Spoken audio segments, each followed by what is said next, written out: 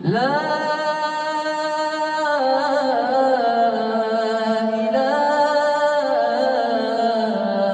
إلا الله.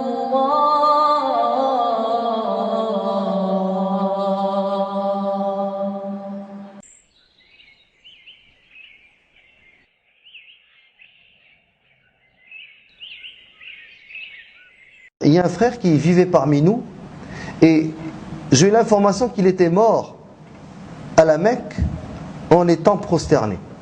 Et j'ai commencé à poser des questions pour savoir comment se fait-il que ce frère ait eu une aussi belle mort. Alors j'ai commencé à poser des questions, puis subhanallah, un frère qui est responsable dans une mosquée ici à Montréal m'a dit, wallahi, je vais vous dire une confidence. À un certain moment, on voulait fermer la mosquée, puis ce frère, chaque matin, après Salat al-Fajr, il prenait le Coran, se mettait dans un coin et commençait à réciter le Coran. Et à un certain moment, je commençais à en avoir marre parce que moi, je voulais quitter. Alors j'allais le foutre dehors et fermer la mosquée.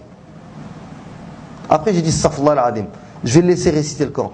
Il m'a dit, il le faisait chaque matin.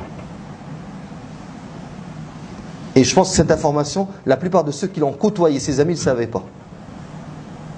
Alors, comment il a eu une aussi belle mort? C'est qu'Allah subhanallah a regardé min halih, a vu son état, l'état de sa foi, comment il était ce frère. Et je me suis informé sur ce frère. Et subhanallah, j'ai trouvé qu'il avait aussi des pratiques qu'il cachait, qu'il ne disait pas à ses amis les plus proches. Donc, il faisait le khair sans le dire forcément. Il ne faisait pas des selfies. Alors, il cachait ce qu'il faisait de bien, subhanallah.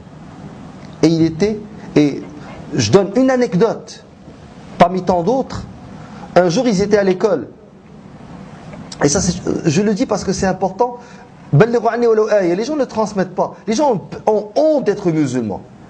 Je ne dis pas qu'ils ne sont pas fiers. Non, non, ils ont même honte. Là, on ne parle même plus de fierté. Au début, on disait il faut être fier d'être musulman. Lève ta tête, tu es musulman. Maintenant, il y en a qui sont gênés.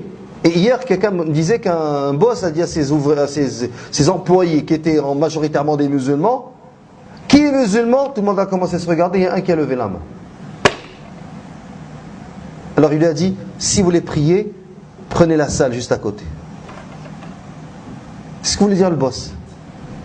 Qui est musulman? Il y a un qui a levé la main comme ça. La hawla wa la quwwata illa billah. C'est grave. Alors, ce frère prie avec un autre frère à l'école, il sortait, éducation des adultes, je pense un cours d'agent de sécurité, un cours d'agent de sécurité. Alors, il sortait pour prier. L'autre frère ne priait pas. Il dit, moi je prie quand je retourne chez moi. Je dis, non, non, comment, on ne peut pas prier, on prie ici. Mais où? Il m'a dit, je sors à l'extérieur. Mais il fait moins 40. Il m'a dit, je m'en fous, je prie. Je mets une boîte de carton, puis je prie. Il m'a dit, mais c'est froid. Il dit, mais quand tu marches jusqu'au métro, il ne fait pas froid? Quand tu vas pour travailler ou pour étudier, il dit, pour prier, ben, je vais tenir dans le froid. Le jour du jugement dernier, cette place attestera pour moi que j'ai prié sur le froid. Et les gens vont voir, mais lui il ne fait pas pour les gens, il fait pour Allah. Alors là, ils se lèvent les deux pour sortir, et le prof leur dit, messieurs, où est-ce que vous en allez? Il aurait pu dire, je m'en vais fumer une cigarette, je m'en vais faire une marche, je m'en vais aux toilettes. Il a dit, je m'en vais prier. Et le frère était, masha'Allah, grand, carrure forte, je m'en vais prier. Le prof l'a regardé, il dit, ah, mais il ne fait pas froid. Musulman, je prie, même quand il fait froid. Alors il l'a appelé, il a dit, veux-tu prendre la salle à côté pour prier, wallah? Ils sont rentrés prier. En terminant la prière, il y a un étudiant haïtien qui est venu les voir. Il lui a dit, vous êtes musulman?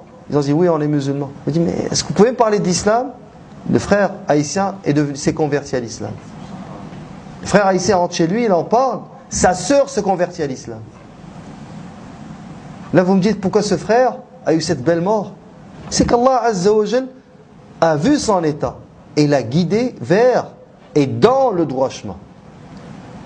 C'est des petits gestes. Et j'ai dit au début, Al-Haq, la yu'araf bil-rijal, yu'araf al-rijal bil-haq. Donc c'est grâce à la vérité, au vrai, que tu reconnais les hommes. Mais faites attention, ce que veut dire cette règle, c'est qu'il ne faut pas imiter de manière aveugle les hommes. Mais n'oublions pas qu'Allah Azza wa Jal nous raconte dans son livre, dans le Coran, Ahwal al-Rijal, pour qu'on les ait comme des modèles. Nous avons besoin de modèles. Le prophète alayhi salam était un modèle. Isa alayhi salam est un modèle. Moussa alayhi salam est un modèle. Ibrahim alayhi salam est un modèle. Nuh alayhi salam est un modèle. Ça c'est important, c'est des modèles. As-Sahaba, As-Siddiq, Omar ibn al-Khattab, Uthman ibn Affan, Ali radiyallahu anhu, tous ces compagnons sont des modèles pour nous. Ce qui veut dire, il ne faut pas imiter de manière aveugle al-Rijal, les hommes, mais il faut des modèles dans la vie. Parce que c'est grâce aux modèles que tu renforces ta pratique. الله